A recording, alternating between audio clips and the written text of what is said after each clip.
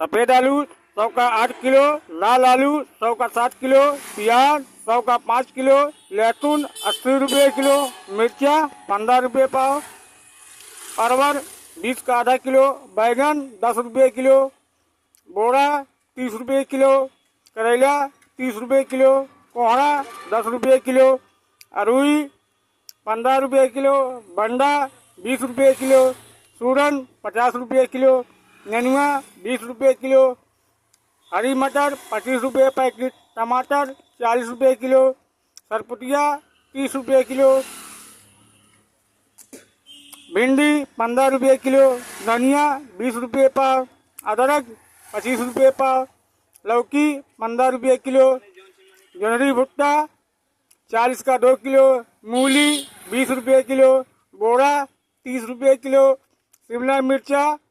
15 रुपये पाव।